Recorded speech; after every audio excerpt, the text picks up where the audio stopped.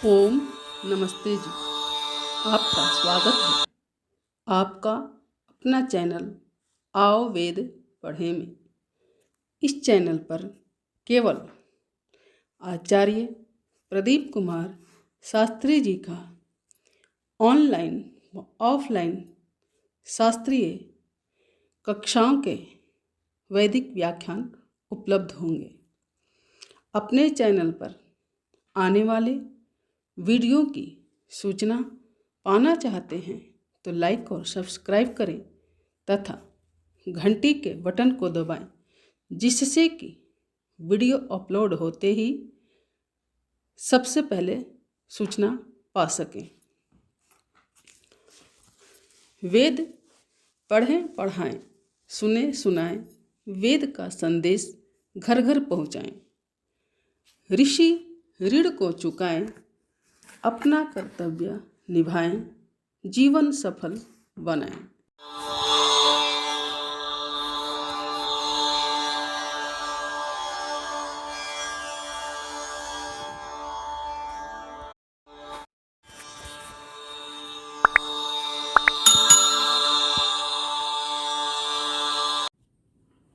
चलिए आरंभ करते हैं। ओम सहना भवतु सहनौ भुनक्तु सह वीर्यं करवावहै तेजस्विनावधीतमस्तु मा विद्विषावहै। ओम शांति शांति शांति। नमस्ते आचार्य जी। जी सभी को नमस्ते। तो पिछले प्रकरण में ब्रह्म विद्या विषय पर चर्चा की गई। अभी वेदोक्त धर्म विषय, इस नए विषय का आरंभ करते हैं। यहाँ से वेदोक्त माने वेद में उक्त। वेद शब्द से सभी परिचित हैं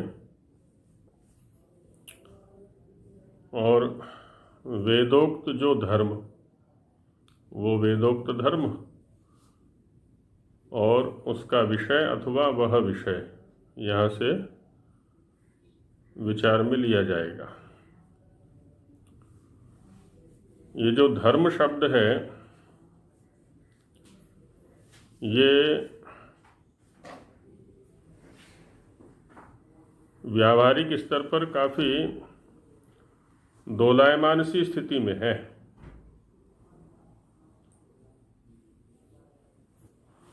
दोलायमान बोले तो धर्म आज के समय में एक जैसे कि विवाद का आधार है। इतना विकृत स्वरूप समाज के सामने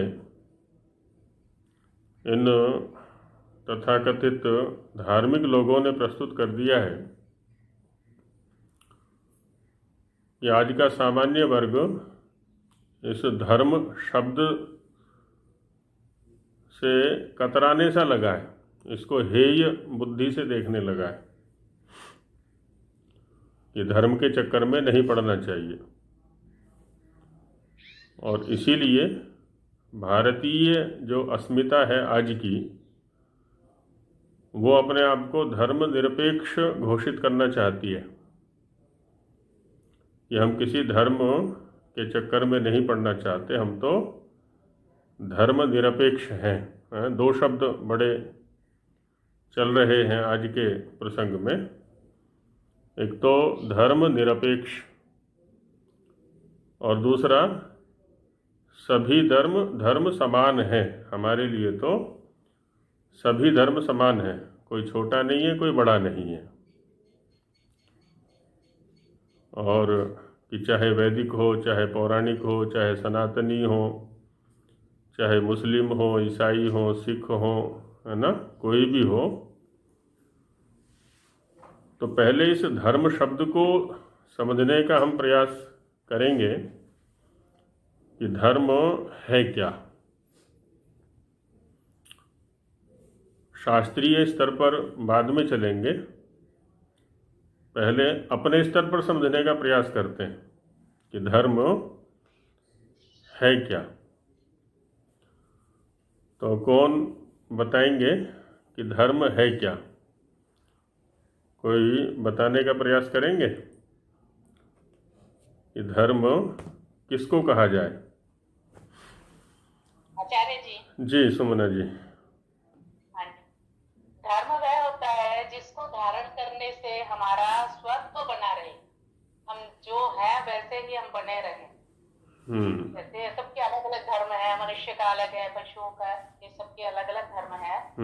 तो यहाँ पर धर्म के लक्षण 10 लक्षण बताए गए हैं। धृति, क्षमा, दमो, संयम, शौचम, इंद्रिय निग्रह, सत्यम, वीर, विद्या, सत्यम, क्रोध, दशकम, धर्म लक्षणम। ये तो मनु जी ने हमें बताया। हाँ जी। और वो जो मैंने आपको जैसा समझ के बताया, जैसे मैं मनुष्य के काम अगर करूं इंसानियत के, तो मैं मनुष्य कहलाऊंगी, नहीं तो मनुष्य हूं ही नहीं। जैसे मैं सुमना जी से जानना चाहूं कि सुमना जी का धर्म क्या है, बाकी औरों का छोड़ दें कि मनुष्य का क्या है, पशुओं का क्या है, पक्षियों का क्या है, केवल सुमना जी का धर्म क्या है। तो सुमना जी क्या अपना धर्म बताएंगी?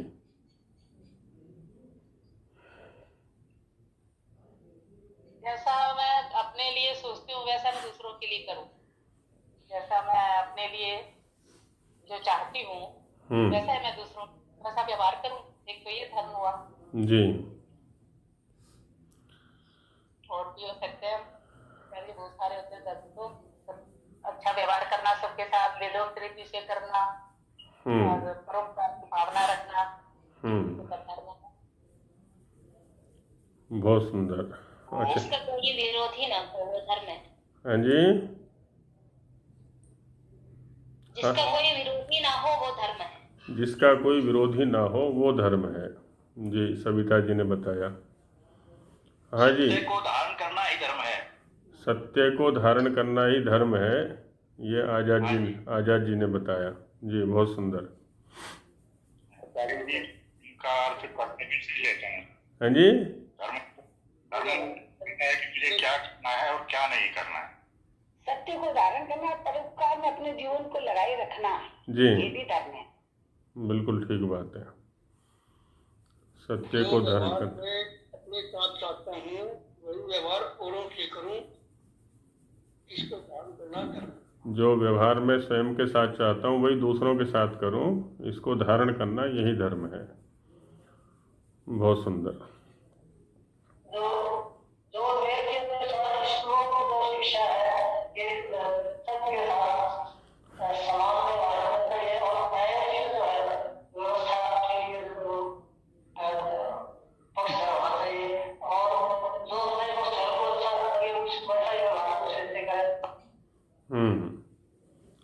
चलिए, बहुत सुंदर। आपने भी अच्छा प्रस्तुति दी, वेद के अनुकूल आदि आदि।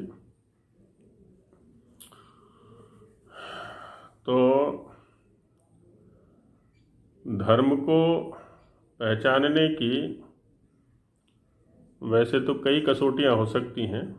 पहले हम स्वयं से आरंभ करें।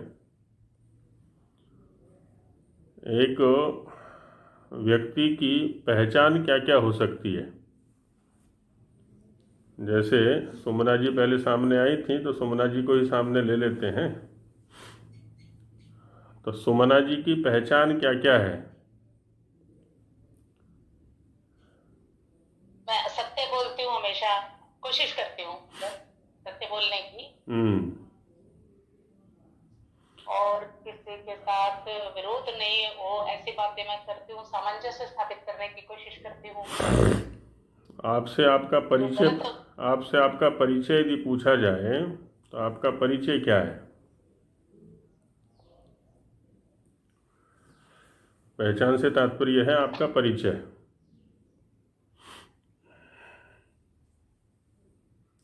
मैं वैदिक धर्म को मानने वाली हूँ। सबसे पहला परिचय है, आर्य समाज की सदस्य हूँ जी। वैदिक धर्म को मानने वाली हूँ। और मेरा नाम सुमना है, यानी कि मैं शुभ संकल्प वाली हूँ, अच्छे मन वाली हूँ, होना चाहती हूँ। नाम तो है, मैं से भी करना चाहती हूँ जी। तो हाँ जी, हाँ जी, कोई बोल रहे हैं।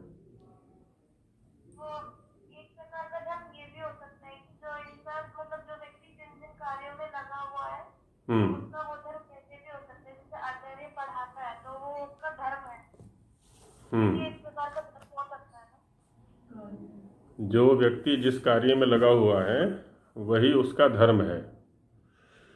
ठीक बात है, बहुत सुंदर। जो व्यक्ति जिस कार्य में लगा हुआ है वह ही उसका धर्म है। हाँ जी जी, नमस्ते जी। मैं प्रेमलता जी जी जी। अगर मेरा परिचय आप पूछें तो जी। मुझे ऐसा लगता है पहले तो अपना परिचय, इस जन्म में मैं जिन माता पिता की पुत्री हूँ उनसे मेरा परिचय जी। तो जो भी ज्ञान मुझे मिला माता पिता से वह मैं धारण करूं। फिर मेरा परिचय बनता है, किसी गुरुकुल में पढ़ी हूँ तो उन गुरु से संबंध जी, आचार्य जी से संबंध मेरा। फिर वहां जो अच्छा मिला उसको मैं धारण करूं। हाँ जी। फिर मुझे लगता है मेरा परिचय है अपने जिस कुल में मेरा विवाह हुआ है वहां से मेरा परिचय बनता है कि अभी तक तो हम महिलाओं को यही बताया गया है। दूसरी बात ये है कि इन सब को करते हुए जब युवावस्था में जब हमें ये जान हो जाता है क्या सही है क्या गलत है जी, तब उस समय मुझे ये सोचना है कि अगर मेरे माता पिता ने कुछ गलत किया या कर रहे हैं तो उसको मैं ना करूं। मेरी आत्मा ये बोल रही है ये सही है ये गलत है, तो फिर जो आत्मा में मुझे अच्छा लगता है वह मैं करूं। फिर आचार्यों के साथ यही है कि जो जहाँ गुरु से सीखा उसमें कहीं कुछ कमी दिखाई दी तो मैं अपने अंदर देखूं और शास्त्रों को पढ़ के उसका वो समझ में आए कि ये सही गलत है। कहीं शंका हो तो पूछूं आत्मा में। फिर पति कुल में भी यही आचरण। तो अपनी आत्मा के अंदर जो ईश्वर ने, अगर वेदादि शास्त्र नहीं पढ़ने का अवसर मिला तो उनको न पढ़ने के कारण, परंतु आत्मा में जो ईश्वर ने मुझे शंका, लज्जा, शोक इस तरह की चीजें दी है, उत्साह, जिन जिन कामों में मुझे उत्साह मिलता है वह मैं धारण करूं और जिन जिन में मुझे लज्जा होती है वह मैं छोड़ूं। बहुत सुंदर। ये प्रेमलता जी का परिचय हुआ। तो यदि हम अपने परिचय को वास्तविक रूप से जिए तो वो भी है ना वही धर्म है। एक तरह से हम ये भी कह सकते हैं है ना। अपना परिचय हम आरंभ से आरंभ करें, जब से हमारा आरंभ हुआ है। आरंभ एक जीवात्मा के रूप में हुआ मेरा, तो मैं एक जीवात्मा हूँ। जीवात्मा का जो परिचय है वो एक समुदाय के रूप में है जिसमें शरीर, इंद्रिय, मन और आत्मा, ये पूरा का पूरा समुदाय जीवात्मा के नाम से जाना जाता है या जीव के नाम से जाना जाता है। तो जो साधन मुझे प्राप्त हुए हैं वो साधन क्या हैं और किस लिए हैं, क्योंकि वो भी एक परिचय है मेरा। ये शरीर मेरा परिचय है, मेरा मन, मेरा अंतःकरण मेरा परिचय है, ये इंद्रियां मेरा परिचय हैं। तो इनका मैं लक्ष्य के अनुकूल सदुपयोग करूं। माता पिता, जैसा प्रेमलता जी ने कहा, वो भी मेरा परिचय हैं। माता पिता की प्राप्ति जैसे ही मुझे हुई तो मुझे एक परिचय दिया गया कि मैं एक पुत्र हूँ अथवा पुत्री हूँ। तो एक पुत्र या पुत्री के क्या कर्तव्य होते हैं माता पिता के प्रति, वो मैं निभाऊं, उनको धारण करूं, क्योंकि ये भी मुझे धारण करने का एक आधार है। उधर माता पिता भी परिचय है मेरा, वो तो ठीक है, लेकिन माता पिता के साथ में मेरा क्या संबंध है? एक संतान का है, एक पुत्र या पुत्री का है, एक भतीजा या भतीजी का है, एक पौत्र अथवा पौत्री का है। जिस समय मैं पैदा हुआ, मैं माने कोई भी जीव, उस समय उसको अनेक परिचय प्राप्त हो गए पैदा होते ही। जिस कुल में वो पैदा हुआ है, उत्पन्न हुआ है, वो सारे के सारे परिचय उसको धारण कर रहे हैं। फिर उसको एक नाम दिया गया, वो नाम भी उसको धारण कर रहा है, ये संबंध भी उसको धारण कर रहे हैं। अब जैसे जैसे वो आगे बढ़ेगा, इसकी जीवन यात्रा आगे चलेगी, इसके परिचय कुछ और बढ़ेंगे भी और बदलेंगे भी। अब तक माने जब तक वो माता पिता के सानिध्य में रहता है तो उसका परिचय केवल एक जो पारिवारिक संबंध हैं उनको लेकर के है।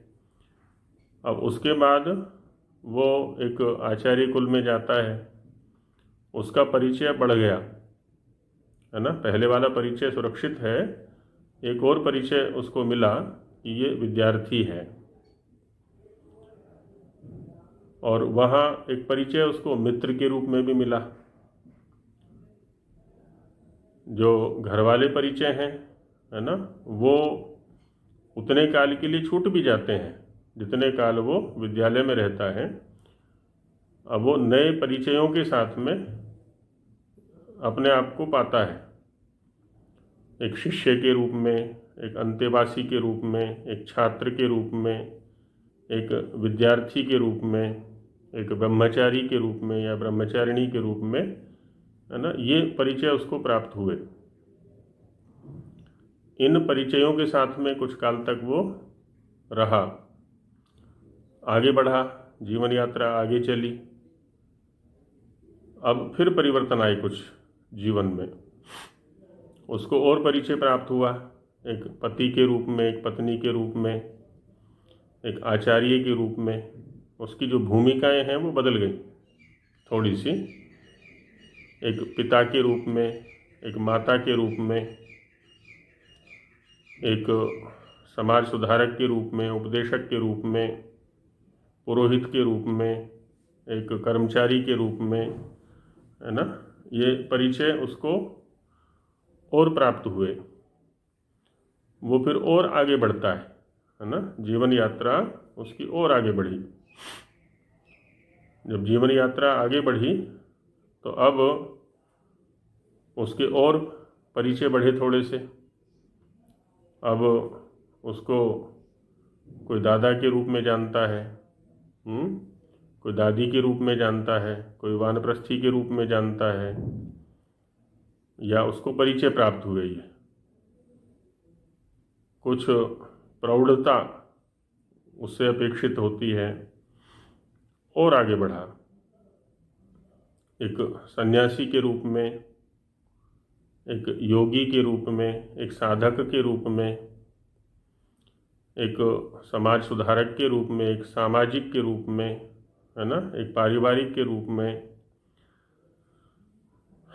अब इतने सारे परिचय उसके हैं, और भी परिचय हो सकते हैं। यदि शांत मन होकर के हम एकांत में बैठें और अपने परिचयों को लिख लें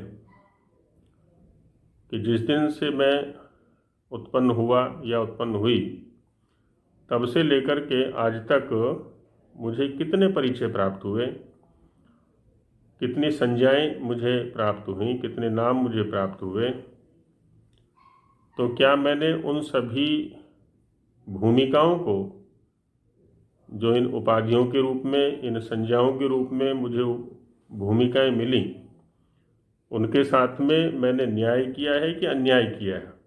यदि मैंने न्याय किया है तब तो मैं धार्मिक हूँ, क्योंकि ये सब मुझे धारण किए हुए हैं और इन सब को मैं धारण कर रहा हूँ, इसलिए धर्म है मेरा ये। अब इनमें मैं परिष्कार कर सकता हूँ और इनमें ह्रास भी कर सकता हूँ। इन भूमिकाओं में उसमें सहयोग मिलता है मुझे माता पिता का, मित्रों का, अन्य जो घर के सदस्य प्रौढ़ हैं उनका, आगे आचार्यों का, गुरुओं का, सन्यासियों का, अतिथियों का,